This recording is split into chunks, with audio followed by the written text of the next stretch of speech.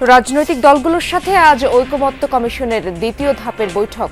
প্রধান উপদেষ্টার সাথে আলোচনায় প্রাধান্য পাবে নির্বাচন ও সংস্কার ইস্যু। 2025-26 অর্থবছরে 7,89,000 কোটি টাকার বাজেট প্রস্তাব আজ। ঘাটতি 2,30,000 কোটি টাকা। শুল্ক ও কর কাঠামোতে আসছে বড় পরিবর্তন। পদ্মা ব্যাংক দখলে নিতে মরিয়া আওয়ামী লীগ নেতা আলম আহমেদের মরিয়ম গ্রুপ। পট পরিবর্তনের পরেও সক্রিয় লুটেরা চক্র বলছেন চক্র কিন্তু থেমে যায়নি। তারা কিন্তু বিভিন্নভাবে পরিকল্পনা করছে যে কিভাবে এই দুর্বল যে ব্যাংকগুলো রয়েছে তাদের মধ্যে একটা দখল করা যায় কিনা। ট্রেনে আগাম টিকিটে তৃতীয় দিনের ঈদযাত্রা চলছে। কমলাপুর বাড়ছে যাত্রীদের আনাগোনা। সার্বিক ব্যবস্থাপনায় সন্তুষ্টি। ওরকম তেমন ভোগান্তি নেই, অনেক ভালো লাগছে। বর্তমানে এখন কোনো ভোগান্তি দেখছি না, সম্ভবত টাইমলি গাড়ি ছেড়ে যাবে। সারা দেশে জমে উঠতে শুরু করেছে কোরবানির পশুর হাট। দাম নিয়ে মিশ্র প্রতিক্রিয়া। চাহিদা বেশি মাঝারি গরুর। আবারও ত্রাণবাহী জাহাজ নিয়ে ফিলিস্তিনের পথে মানবাধিকার সংস্থা ফ্রিডম ফ্লোটিলা। 1 সপ্তাহের মধ্যে গাজায় পৌঁছানোর আশা।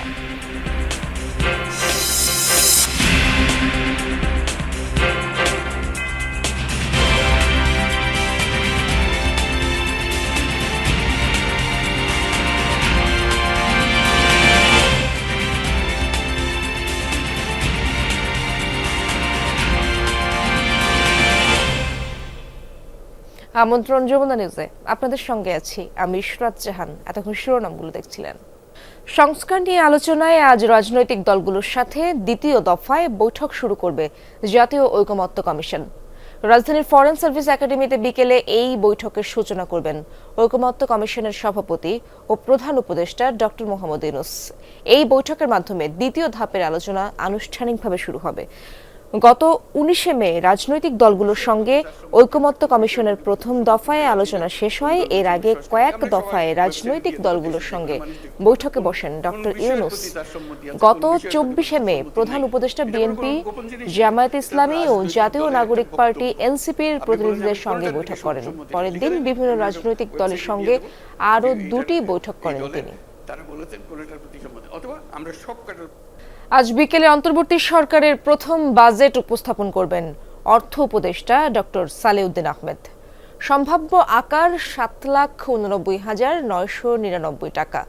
এটি চলতি অর্থবছরের ঘোষিত বাজেটের চেয়ে 7,000 কোটি টাকা কম হলেও সংশোধিত বাজেটের তুলনায় 46,000 কোটি টাকা বেশি। উন্নয়ন ব্যয় অর্থাৎ এডিপি চূড়ান্ত হয়েছে 2,30,000 কোটি টাকা, যা চলতি অর্থবছরের চেয়ে কম। এনবিআরকে 5,18,000 কোটি টাকার রাজস্ব আহরণের লক্ষ্যমাত্রা দিচ্ছেন ডক্টর সালেউদ্দিন আহমেদ। এনবিআর ও কর বহির্ভূত রাজস্ব আহরণের লক্ষ্য ধরা হচ্ছে 46,000 কোটি টাকা। 2025-26 অর্থ বছরের বাজেট ঘাটতি ধরা হচ্ছে 2,26,000 কোটি টাকা। ব্যাংক খাতের পাশাপাশি দেশি বিদেশি উৎস থেকে ঋণ নিয়ে এই ঘাটতি পূরণ করবে অন্তর্বর্তী সরকার। বিভিন্ন সূত্র থেকে জানা গেছে কর ব্যবস্থায় আনা হচ্ছে বড় পরিবর্তন। 2026-27 অর্থ বছর থেকে কিছুটা বাড়বে ব্যক্তির করমুক্ত আয়সীমা। সেক্ষেত্রে নিবন্ধিত জুলাই যোদ্ধারা পাবেন আরও বেশি ছাড়। বাড়তে পারে ইলেকট্রনিক্স যন্ত্র, মোবাইল ফোন সেট, সাবান, শ্যাম্পু, ফ্রিজ, এয়ার কন্ডিশনারের দাম। কমতে পারে অপরিশোধিত তেল, চিনি, টায়ার, টিউব, ব্রেক শু, বাস ও মাইক্রোবাসের দাম। দুর্বল পদ্মা ব্যাংক দখলে নিতে মরিয়া আওয়ামী লীগ নেতা আলম আহমেদের মরিয়ম গ্রুপ, যারা সরকারি বেসরকারি বিভিন্ন ব্যাংক থেকে অন্তত 2,000 কোটি টাকা হাতিয়ে নিয়েছে। অভিযোগ আছে এই কাজে সহায়তা করছেন ব্যাংকের সিনিয়র ভাইস প্রেসিডেন্ট ওবায়দুল হক। আর্থিক অনিয়ম নিয়ে ব্যাংকের অভ্যন্তরীণ তদন্তে যিনি আগেও অভিযুক্ত ছিলেন। বিশ্লেষকরা বলছেন কোনো মাফিয়া যেন ব্যাংক দখলে নিতে না পারে তা নিশ্চিত করতে হবে। এ বিষয়ে নিজেদের কঠোর অবস্থানের কথা জানিয়েছে বাংলাদেশ ব্যাংক। জন্ম থেকেই অনিয়মের শিকার পদ্মা ব্যাংক। ঋণের নামে ব্যাংকের টাকা লুটপাট করেছে খোদ মালিকপক্ষই। মহিউদ্দিন খান আলমগীরের পর দায়িত্বে আসে নাফিস শরাফত। ফার্মার্স নাম বদলে হয় পদ্মা ব্যাংক, কিন্তু অবস্থার কোনো পরিবর্তন হয়নি। বিতরণ করা ঋণের প্রায় 70% খেলাপি। গ্রাহকের আমানতও ফেরত দিতে পারছে না পদ্মা ব্যাংক। লুটপাটের শিকার পদ্মা ব্যাংকের উপর এবার চোখ পড়েছে মরিয়াম গ্রুপের। এর মালিক কৃষক লীগের কেন্দ্রীয় উপদেষ্টা আলম আহমেদ। ব্যাংকটিকে দখলে নিতে মরিয়া তিনি। অভিযোগ আছে এ কাজে সহযোগিতা করছে ব্যাংকের কর্মকর্তা সিনিয়র ভাইস প্রেসিডেন্ট ওবায়দুল হক।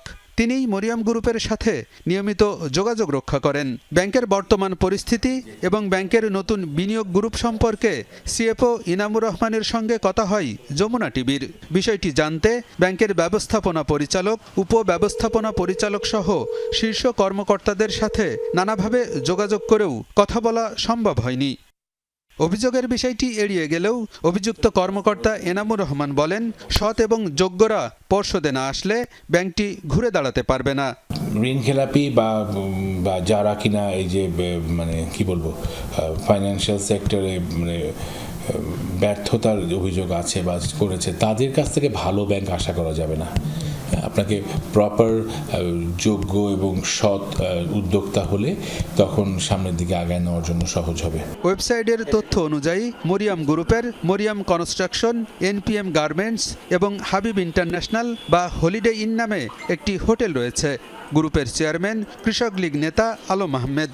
অভিযোগ আছে প্রভাব খাটিয়ে সরকারি বেসরকারি ব্যাংক থেকে 2000 কোটি টাকা ঋণ নিয়েছে।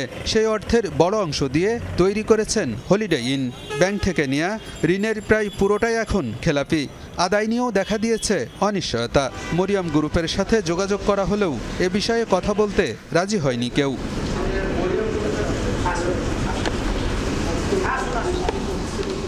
দুর্নীতি দমন কমিশন জানিয়েছে, যারা ব্যাংকের টাকা আত্মসাৎ করেছে তদন্ত সাপেক্ষে তাদের সবার বিরুদ্ধেই ব্যবস্থা নেওয়া হবে। নামে বেনামে যারাই ঋণ গ্রহণ করেছেন এবং এই কার্যক্রমের সাথে যাদের সম্পৃক্ত থাকবে, ব্যাংক কর্মকর্তা, বেনিফিশিয়ারি, সবই অনুসন্ধান প্রতিবেদনে আসবে। অনুসন্ধান দল এই বিষয়ে নিশ্চয়ই তাদের সুপারিশে সেই বিষয়গুলো তুলে ধরবেন এবং তাদের সুপারিশ অনুযায়ী পরবর্তী আইনানুগ কার্যক্রম গ্রহণ করা হবে। বিশ্লেষকরা বলছেন, পট পরিবর্তনের পরও ব্যাংকের টাকা আত্মসাৎকারী একটি চক্র ব্যাংক দখলের ষড়যন্ত্রে লিপ্ত। এসব মাফিয়াদের বিরুদ্ধে বাংলাদেশ ব্যাংকের কঠোর ব্যবস্থা নেওয়া উচিত বলেও মন্তব্য করেন তারা। এই দুষ্ট চক্র কিন্তু থেমে যায়নি। তারা কিন্তু বিভিন্নভাবে পরিকল্পনা করছে যে কিভাবে এই দুর্বল যে ব্যাংকগুলো রয়েছে তাদের মধ্যে একটা দখল করা যায় কিনা। তো সেই অপতৎপরতা কিন্তু এখন আছে। আমি মনে করি যে মাফিয়া তন্ত্রের কাছে আর কোনোভাবে ব্যাংকে জিম্মি হতে দেওয়া যাবে না। এই বিষয়ে পরিষ্কার ঘোষণা থাকতে হবে বাংলাদেশ ব্যাংকের পক্ষ থেকে। বাংলাদেশ ব্যাংক জানিয়েছে, কাউকে কোনো ব্যাংক দখলের সুযোগ দেওয়া হবে না। কেউ এ ধরনের উদ্যোগ নিলে তার বিরুদ্ধে কঠোর ব্যবস্থা নেবে কেন্দ্রীয় ব্যাংক। সেক্টর মনিটরিং এর ব্যাপারে বাংলাদেশ ব্যাংক এখন কঠোর। কেউ এসে কোনো ব্যাংকের মালিকানা দখল করে নিবে এই সুযোগ এখন আর নেই। কোনো সুনির্দিষ্ট অভিযোগ থাকলে অবশ্যই বাংলাদেশ ব্যাংক সেটা প্রতিহত করবে। ব্যক্তি বা গোষ্ঠী কোনো ব্যাংক দখল নেবে এবং সে ব্যাপারে নির্লিপ্ত থাকবে, এটা ভাবার কোনো অবকাশ নেই। আর কেউ কোনো ব্যাংক লুটপাটের সুযোগ পাবে না বলেও জানিয়েছে বাংলাদেশ ব্যাংক। এদিকে পদ্মা ব্যাংকের সর্বোচ্চ মালিকানায় রয়েছে রাষ্ট্রায়ত্ত সোনালী ব্যাংক। বিশ্লেষকরা মনে করেন, সরকার ব্যাংকটি অধিগ্রহণ করে সোনালী ব্যাংকের কাছে হস্তান্তর করলে লক্ষাধিক আমানতকারী কষ্টার্জিত অর্থ ফেরত পাবেন এবং বৃহত্তর ব্যাংক হিসেবে সোনালী ব্যাংকেও বেশি বেগ পেতে হবে না পদ্মা ব্যাংকের ক্ষতি পুষিয়ে নিতে। সবার দৃষ্টি এখন সকল ব্যাংকের অভিভাবক বাংলাদেশ ব্যাংকের উপর। আলমগীর হোসেন, যমুনা নিউজ, ঢাকা। ট্রেনে আগাম টিকিটে তৃতীয় দিনের ঈদযাত্রা চলছে। সকাল থেকে কমলাপুর রেলওয়ে স্টেশনে ছিল ঘরমুখো মানুষের ভিড়। সকাল 8টা পর্যন্ত দুটি আন্তনগর ট্রেন কমলাপুর রেল স্টেশন থেকে গন্তব্যে ছেড়ে গেছে। নির্দিষ্ট সময়ে প্ল্যাটফর্ম ত্যাগ করায় ভোগান্তি ছিল না যাত্রীদের। এবারও শতভাগ টিকিট অনলাইনে হওয়ায় স্বস্তিতে শেকড়ের টানে ঘরে ফিরছে মানুষ। আছে কড়া নিরাপত্তা ব্যবস্থা, টিকিট ছাড়া কাউকেই প্রবেশ করতে দেওয়া হচ্ছে না ট্রেনে। এদিকে ফিরতি টিকিটও বিক্রি শুরু হয়েছে।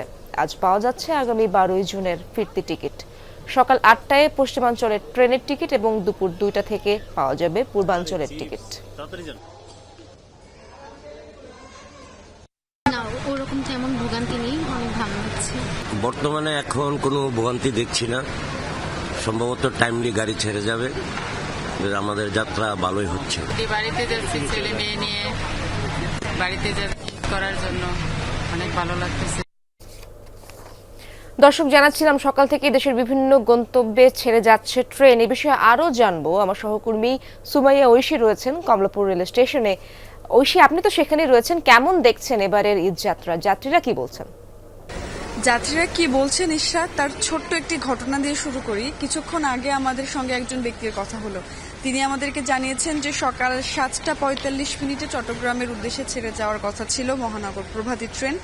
1 মিনিটের জন্য তিনি সেই ট্রেনটি মিস করেছেন, এবং তার জন্য যে তার মধ্যে ক্ষোভ সেটি আমরা দেখিনি। তাই তিনি আরো সন্তুষ্ট হয়েছেন যে একদম ঘড়ির কাঁটায় কাঁটায় 7:45 ট্রেনটি ছেড়ে গেছে। সেই বিষয়ে তিনি স্বস্তি প্রকাশ করেছেন যে অন্তত তিনি ট্রেনটি মিস করলেও ট্রেনটি কিন্তু একদম সময় মতো প্ল্যাটফর্ম ত্যাগ করেছে। এরকমই অনেকের সঙ্গে আমাদের কথা হয়েছে যারা বলছেন যে এবার কিন্তু কোনো ভোগান্তি নেই এখন পর্যন্ত।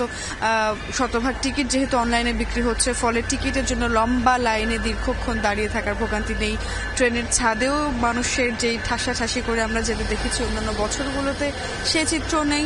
এবং এবারে কিন্তু ট্রেনের নিরাপত্তা ব্যবস্থাও বেশ কড়াকড়ি। আমরা দেখেছি যে কোনো টিকিট ছাড়া কাউকে আসলে ঢুকতে দেওয়া হচ্ছে না। ফলে যারা টিকিট কেটেছিলেন তারা একদম সুনির্দিষ্ট তাদের আসনে বসে গন্তব্যে যেতে পারছেন। এটি একটি খুবই স্বস্তির কথা তারা আমাদেরকে জানাচ্ছেন। তারা বলছে যে ঈদের যাত্রাটি যদি সুন্দর হয় এবং ঈদের যাত্রাটি যদি স্বস্তির হয় তাহলে গোটা ঈদের আনন্দটি আসলে একটা বড় প্রভাব পড়ে এবং গোটা ঈদের আনন্দটি আসলে খুব সুন্দর করে উপভোগ করা যায়।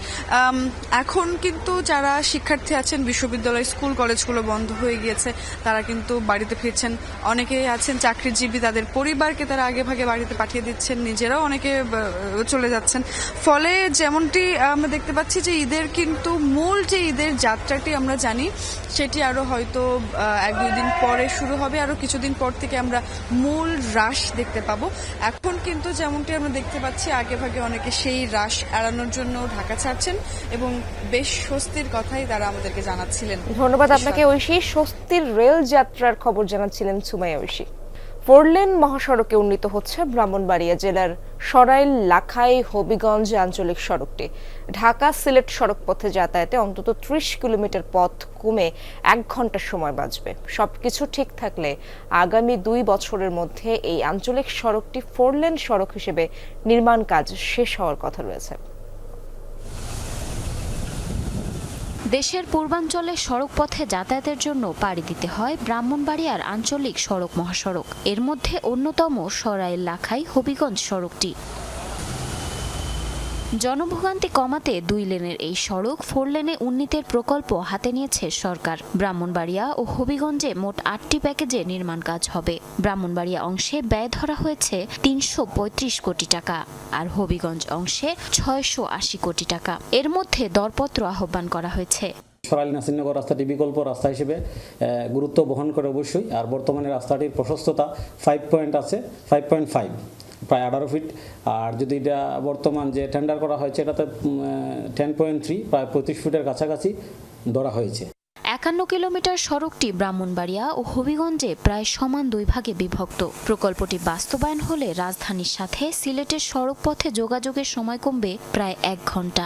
গাড়িগুলো অনেক বাড়ি গাড়ি চলতেছে, কিন্তু টমটম অটোরিক্সা এগুলা অনেক সমস্যা করে, অ্যাক্সিডেন্টের আশঙ্কা বেশি। যোগাযোগ সবচেয়ে ভালো হবে, মনে করেন হবিগঞ্জ থেকে ঢাকা যাইতে সব শর্টকাট রাস্তা হবে, মানে মানুষের দূরত্ব অনেক কমে যাবে। এটা আমাদের এলাকার জনগণ যারা আছে এই রাস্তাটার উন্নয়ন হোক সবাই চায় আর প্রকল্প বাস্তবায়নে জমি অধিগ্রহণ করা হবে বলে জানান সংশ্লিষ্টরা। ডিজাইন করা হয়েছে, সেই ডিজাইন অনুযায়ী প্রাকরণ প্রস্তুত করা হয়েছে।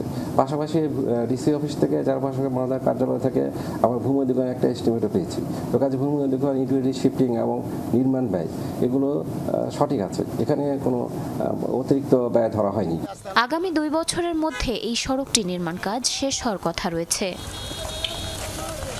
জারিন অর্নি, যমুনা নিউজ।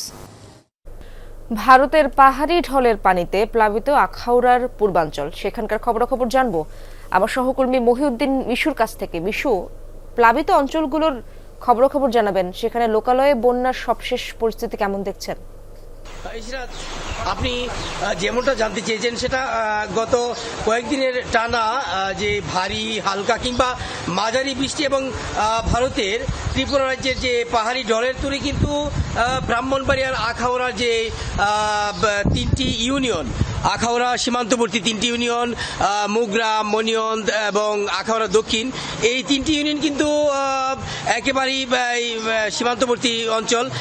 ভারতের এই যে পাহাড়ি ঢলে আপনি দেখতে পাচ্ছেন যে পাহাড়ি ঢলের কারণে কিন্তু পুরো প্লাবিত হয়ে যায়, যার ফলশ্রুতি কিন্তু অনেক পরিবার তারা কিন্তু আখাউড়া প্রশাসনের যে আশ্রয়কেন্দ্রগুলো, এটা হলো একটি আশ্রয়কেন্দ্র আবদুল্লাপুর সরকারি প্রাথমিক বিদ্যালয়, সেই আশ্রয়কেন্দ্র কিন্তু অনেক একাধিক পরিবার সেখানে আশ্রয়কেন্দ্রে তারা আশ্রয় নিয়েছেন এবং এরকম একাধিক যে আখাউড়া উপজেলা সীমান্তবর্তী 3টি ইউনিয়নের মধ্যে প্রায় 11টি আশ্রয়কেন্দ্র রয়েছে এবং সেই আশ্রয়কেন্দ্রগুলোতে কিন্তু গতকাল বিভিন্ন পরিবার, তারা বানবাসী যে পরিবারগুলো, তারা কিন্তু সেখানে আশ্রয় নিয়েছেন এবং এই গ্রামীণ যে জনপদ, সবজির ক্ষেত, তারপরে পুকুরের মাছ, এগুলো কিন্তু এই পাহাড়ি, এই যে ভারতীয় পাহাড়ি ঢলের তুলে এইগুলো কিন্তু ক্ষতিগ্রস্ত এবং বাড়ি ঘরে পানি প্রবেশ করার কারণে আসবাবপত্র এবং মূল্যবান বিভিন্ন সামগ্রী কিন্তু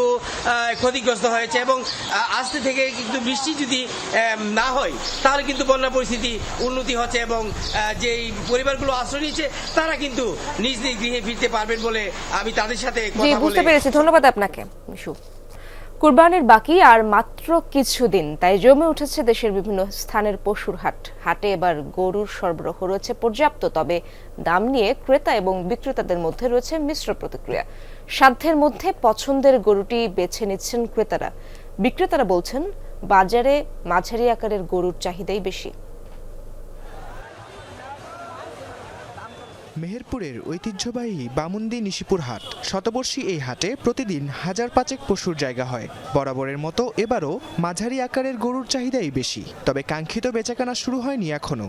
ক্রেতা আসছেন, ঘুরছেন, কেউ কেউ পছন্দ করলেও দাম নিয়ে কিছুটা অস্বস্তির অভিযোগ করছেন ক্রেতারা। গত ঈদের থেকে এবারে একটু বেচাকেনা একটু কম হচ্ছে গরুর দামের কারণে। খাদ্য খাবারের সব জিনিসের দাম বেশি, সেই অনুযায়ী গরুর বাজার কম। গত বছর থেকে তুলনামূলক দাম প্রায় বেশি। গরু আমাদের পছন্দ হয়েছে কিন্তু দামে বেশি বলতে। চুয়াডাঙ্গার আমলডাঙ্গা পশুর হাট।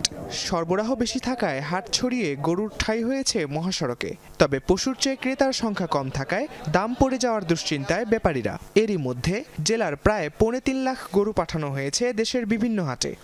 যে পরিমাণ গরু আসছে সেই হিসাবে মানুষের যে খরিদ্দার হাটে থাকার কথা সেই পরিমাণ নেই। আমরা ধারণা করছি 50% গরু বেচা বিক্রি হতেও পারে, নাও পারে। আমি আশায় আছি হয়তো বা কিছু লাভ হলে আমি গরু ছেড়ে দেবো। যারা গরু কিনতে এসেছে তারা তাদের হিসাবের বা তাদের যে বাজেটের ঊর্ধ্বে হয়ে যাচ্ছে।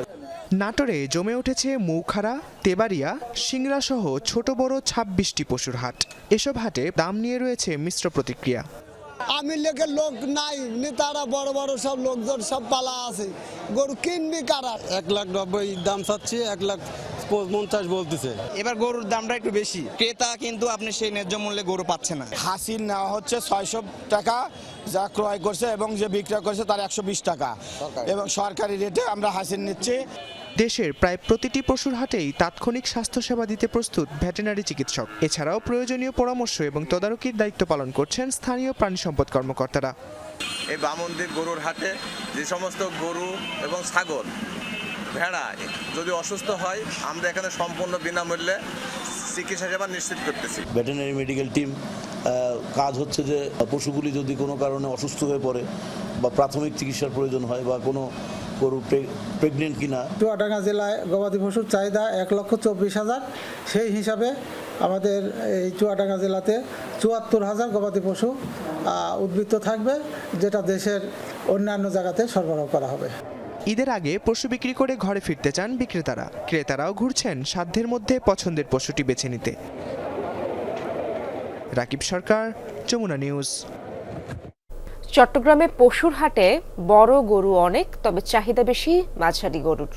মহানগরে এবং উপজেলার সব হাটে প্রতিদিন ট্রাকে ট্রাকে ঢুকছে গরু, তবে দাম তুলনামূলক বেশি বলে অভিযোগ ক্রেতাদের। যদিও চট্টগ্রামের সব পশুর হাটে এখনো ক্রেতার চেয়ে দর্শনার্থী বেশি। প্রায় 7 ফুট উঁচু সাদা রঙের গরু দুটির নাম মানিক ও রতন, ওজন প্রায় 12 মণ। গত 1 বছর ধরে নিজে লালন পালন করে কুষ্টিয়া থেকে চট্টগ্রামের সাগরিকা হাটে এনেছেন বিক্রেতা। দাম হাঁকছেন 7 লাখ ও 6 লাখ টাকা। গরু দুটা খুব আমার কথা শোনে, এই জন্য আমি গরু দুটার নাম রাখছি মানিক রতন। এই জন্য আমি ধরো গরু দুটা খুব শখ করে পাইলি এখানে নিয়ে আসছি। গরু দুটা এখন গরু জিনিস তো বেচতে হয়, এখন রাখার জিনিস তো নাই, এই জন্য বেশি দেবো। চট্টগ্রামের সব হাটে খামারে বাহারি নামের বড় গরু অনেক, তবে চাহিদা বেশি মাঝারি ও ছোট গরুর। লাল রঙের গরু বড় বড়, এখানে সুন্দর সুন্দর অনেক গরু আছে সাগরিকা বাজারে, এগুলো আমাদের পছন্দের। সাইওয়াল যে গরুগুলো এগুলো অনেক পছন্দের, এগুলা নেওয়ার জন্য আসছি আমরা। চাপাই নবাবগঞ্জ, বেনাপোল, রাজশাহী সহ উত্তরাঞ্চলের বিভিন্ন জায়গা থেকে এবার অসংখ্য গরু এসেছে চট্টগ্রামের পশুর হাটে। আগের তুলনায় এবছর দাম বেশি বলছেন ক্রেতারা। হাটে ক্রেতার চেয়ে দর্শনার্থী বেশি, এখনও পুরোদমে বেচাকেনা শুরু হয়নি। মিডিয়াম সাইজের যেগুলো গরু আছে এগুলো পছন্দ, কিন্তু তুলনামূলকভাবে গরু প্রত্যেক বছর থেকে একটু দাম আছে। আমরা যশোরতে আসছি, এখনো একটা গরু বেচতে পারিনি। মানে খৈতের পানি, বৃষ্টির জন্য পানি আছে, এখানে আসতে পারছে না। আবহাওয়া খারাপ, কোনো লোকজন এখনো ক্রেতা ঢুকতে পারেনি। গতবারের মতো এবারও মনে হচ্ছে যে খুব বেশি আমরা লাভবান হতে পারবো না, খরচটা উঠবে এরকম চিন্তা ভাবনা।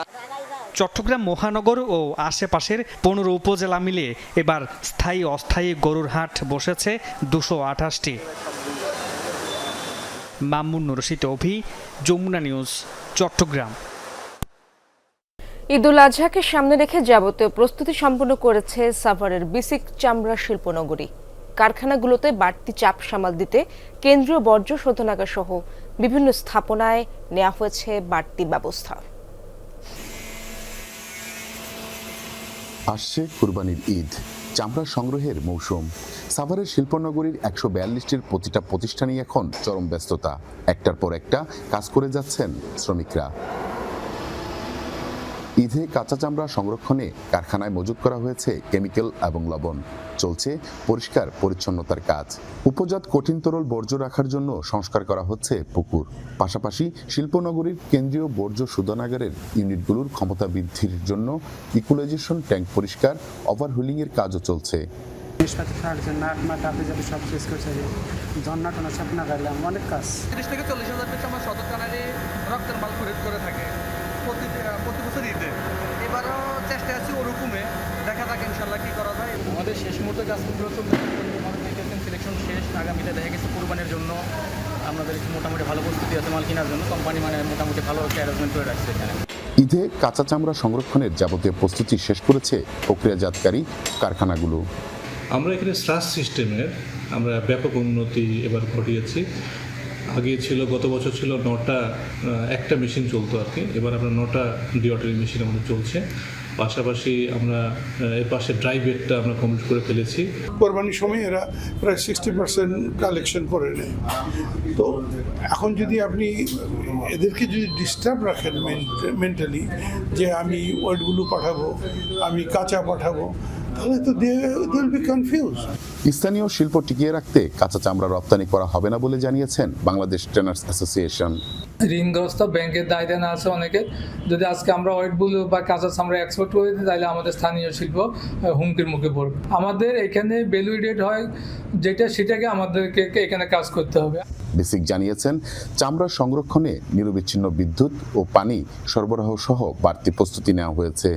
ঈদের দিন দুপুর থেকে আমাদের কাঁচা চামড়া আমাদের চামড়া শিল্পনগরীতে প্রবেশ করা শুরু করবে, এবং যেহেতু এবার আমাদের চামড়ার পরিমাণ আরও বাড়বে বলে আমরা আশা করছি, সেক্ষেত্রে আমাদের চামড়া শিল্পনগরীতে 50 জন স্বেচ্ছাসেবক থাকবে, এবং জেলা প্রশাসন এবং পুলিশ এক্ষেত্রে আমাদেরকে সর্বতভাবে সহযোগিতা করবে মনে আমাদেরকে ইতিমধ্যে আশ্বস্ত করেছেন।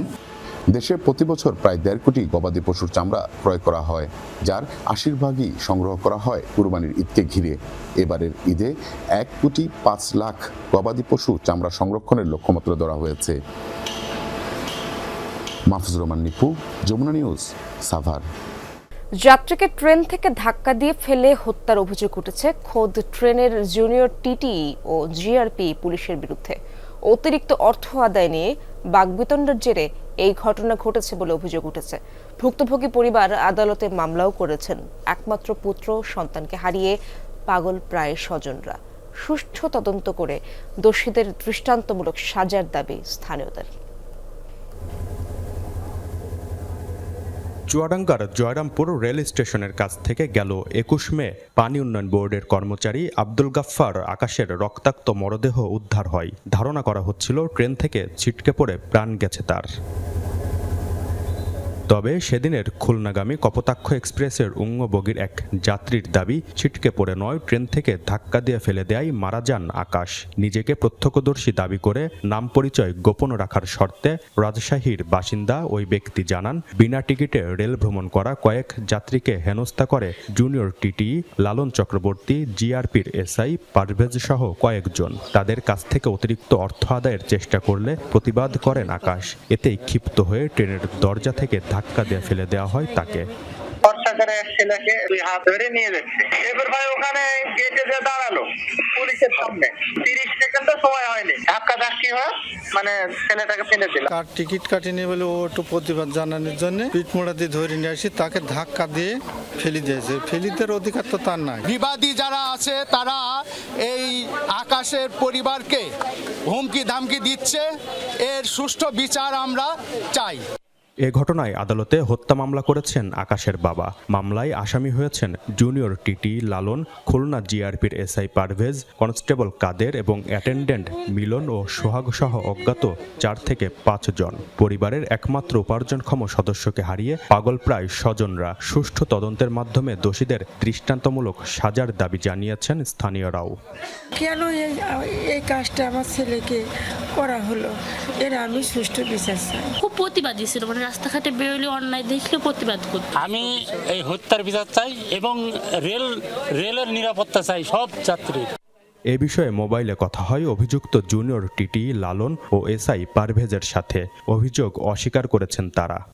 সেদিন তো আমি গাড়িতে ডিউটিতে ছিলাম, কিন্তু গাড়িতে এমন কোনো যাত্রীর সাথে এরকম ধরনের কোনো হিসিং তো আমাদের সাথে হয়নি। এটা সম্পূর্ণ বানোয়াট এবং এটা মানে মিথ্যা অভিযোগ দিছে আমাদের নামে। তো কোনো যাত্রীকে নিয়ে যে তাকে গাড়ি থেকে এরকম ফেলে দেওয়া, এই ধরনের এরকম তো আমাদের আসলে কাজ না কখনো। তো আমার কোনো যাত্রী বা কেউ বলি নাই যে এরকম একটা লোক পড়ে গেছে বা মারা গেছে, আমার কেউ বলি নাই। যখন খুলনা আসছি তখন কন্ট্রোলের থেকে আমার বলতেছে যে আপনি কি কর্তৃপক্ষ থেকে করছেন? তারপরে আমি বললাম হ্যাঁ, তা আমি এরকম কোনো ঘটনা জানিনি। এ ঘটনার প্রতিবাদে কপোতাক্ষ এক্সপ্রেস ট্রেন থামিয়ে বিক্ষোভ করেছে গ্রামবাসী। ট্রেনের গার্ডের হাতে তুলে দেওয়া হয় স্মারকলিপি। চিঠি যেহেতু হাতে পেলাম, এটা আমি অবশ্যই যেখানে বরাবর দেওয়া হয়েছে সেখানে পাঠাবো। সেখান থেকে নির্দেশনা আসলে আমরা যে নির্দেশনা আসে সেইটা আমরা পালন করবো ইনশাআল্লাহ। মামলাটির তদন্তভার দেওয়া হয়েছে ডিবি পুলিশকে। জিসান আহমেদ, যমুনা নিউজ, চুয়াডাঙ্গা।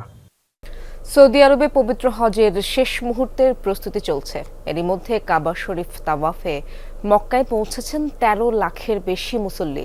নিরাপত্তার চাদরে ঢেকে ফেলা হয়েছে পুরো নগরী। হজ পালন নির্বিঘ্ন করতে নানা পদক্ষেপ নিয়েছে সৌদি কর্তৃপক্ষ। আগামী বুধবার মিনার উদ্দেশ্যে রওনা দেওয়ার মাধ্যমে শুরু হবে হজের মূল আনুষ্ঠানিকতা। এবছর হজ পালন করবেন বিশ্বের বিভিন্ন দেশের প্রায় 18 লাখ মুসল্লি। নানা প্রান্তে লাখো মুসল্লির মিলন মেলায় পরিণত হয়েছে পবিত্র নগরী মক্কা। ধর্মপ্রাণ মুসল্লিদের পদচারণায় মুখরিত পবিত্র কাবা শরীফ। মসজিদুল হারামে তাওয়াফের পাশাপাশি চলছে গুনাহ মাফের প্রার্থনা। আল্লাহর দরবারে হাজির হতে পেরে আবেগাপ্লুত মুসল্লিরা নিজ দেশের পাশাপাশি দোয়া করছেন গাজাবাসীর শান্তির জন্য।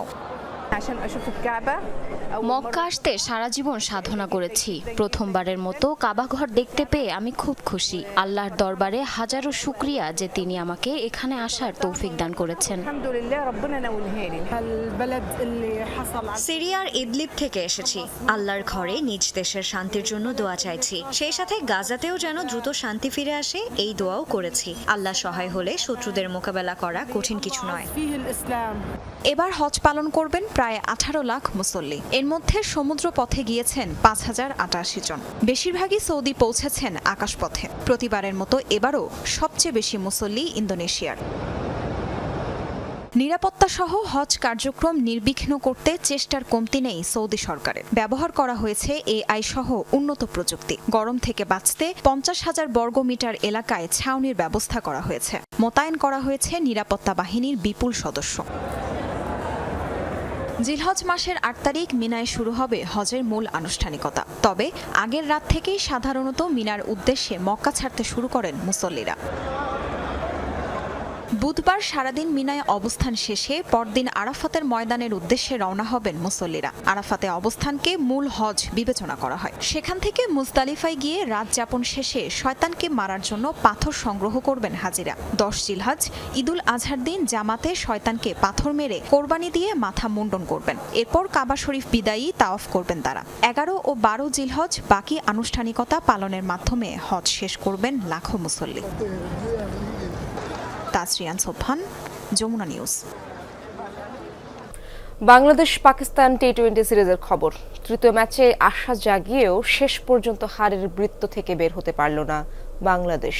সিরিজের শেষ টি-20তে টাইগারদের 7 উইকেট হারিয়ে হোয়াইট ওয়াশের লজ্জা দিল পাকিস্তান। মোহাম্মদ হারিসের সেঞ্চুরিতে 197 রানের টার্গেট 16 বল হাতে রেখে টপকে যায় স্বাগতিকরা। দুই ওপেনারের ব্যাটিং দৃঢ়তায় সিরিজের শেষ টি-20তে লড়াই করার রসদ পায় বাংলাদেশ দল, কিন্তু এদিন আবার ব্যর্থ বোলাররা। 197 রান তাড়া করতে নেমে মেহেদী হাসান মিরাজের বলে প্রথম ওভারেই সাহেবজাদা ফারহানের উইকেট হারায় পাকিস্তান, কিন্তু সেই ব্রেক থ্রুর চাপ ধরে রাখতে পারেনি বাংলাদেশ বোলারদের হতশ্রী পারফরমেন্সে। বোলিংয়ের ফায়দা নিয়ে মোহাম্মদ হারিস সাইম আয়ুবকে সাথে নিয়ে দারুণ ইনিংস খেলে জয়ের ভিত গড়ে দেন। 3 ছক্কা আর 5 বাউন্ডারিতে 50 তুলে নেন হারিস। 9.3 ওভারে ইউক্রেনের ড্রোন হামলায় পুড়ল রাশিয়ার 40টিরও বেশি বোমারু বিমান। ক্ষতির পরিমাণ ছাড়িয়েছে $2.2 বিলিয়ন। সাইবেরিয়ার বেলায়া সহ 4 এয়ারবেসে ব্যাপক ড্রোন হামলার পর এমন দাবি করেছে কিয়েভ। প্রায় 4000 কিলোমিটার দূরবর্তী স্থানে হামলা চালিয়ে রীতিমতো সাড়া ফেলে দিয়েছে জেলেনস্কি বাহিনী। রাশিয়ার সাথে যুদ্ধ শুরুর পর ইউক্রেনের সবচেয়ে ভয়াবহ ড্রোন হামলাগুলোর মধ্যে এটি একটি।